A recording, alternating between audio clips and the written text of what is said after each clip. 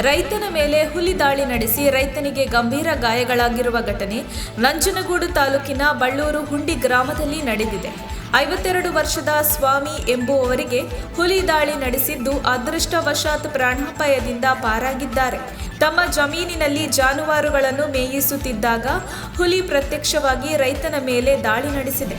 ಅಕ್ಕಪಕ್ಕದಲ್ಲಿದ್ದ ಜಮೀನಿನ ರೈತರು ಕೂಗಿಕೊಂಡಾಗ ಹುಲಿ ಪರಾರಿಯಾಗಿದೆ. ರೈತನ ಮೇಲೆ ದಾಳಿ ಮಾಡಿ ಗಾಯಗೊಳಿಸಿದ್ದು ಅದೃಷ್ಟವಶಾತ್ ಪ್ರಾಣಾಪಾಯದಿಂದ ಪಾರಾಗಿದ್ದಾರೆ. ತಲೆ ಹಾಗೂ ಕೆನ್ನೆ, ಮುಖದ ಭಾಗದಲ್ಲಿ ಹೆಚ್ಚಿನ ಗಾಯಗಳಾಗಿದ್ದು ಅರಣ್ಯ ಇಲಾಖೆ ಅಧಿಕಾರಿಗಳು ಸ್ಥಳಕ್ಕೆ ಆಗಮಿಸಿ ರೈತರನ್ನ ಆಸ್ಪತ್ರೆಗೆ ದಾಖಲು ಮಾಡಿದ್ದಾರೆ. ಕಾಡಂಚಿನ ಪ್ರದೇಶದಲ್ಲಿರುವ ರೈತರು ತಮ್ಮ ಜಮೀನುಗಳಿಗೆ ತೆರಳಲು ಹಿಂದೇಟು ಹಾಕುತ್ತಿದ್ದು ಭಯದ ವಾತಾವರಣ ನಿರ್ಮಾಣವಾಗಿದೆ.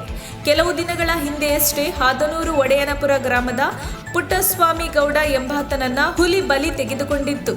ಇದೀಗ ರೈತರ ಮೇಲೆ ದಾಳಿ ನಡೆಸಿದೆ. ಅರಣ್ಯ ಇಲಾಖೆ ಅಧಿಕಾರಿಗಳ ನಿರ್ಲಕ್ಷ್ಯದಿಂದ ಇಂತಹ ಘಟನೆಗಳು ಪದೇ ಪದೇ ನಡೆಯುತ್ತಿದೆ ಎಂದು ಸ್ಥಳೀಯರು ಗಂಭೀರವಾಗಿ ಆರೋಪ ಮಾಡಿದ್ದು, ಕೂಡಲೇ ಈ ಹುಲಿಯನ್ನು ಸೆರೆ ಹಿಡಿಯಬೇಕು ಎಂದು ಗ್ರಾಮಸ್ಥರು ಒತ್ತಾಯ ಮಾಡಿದ್ದಾರೆ.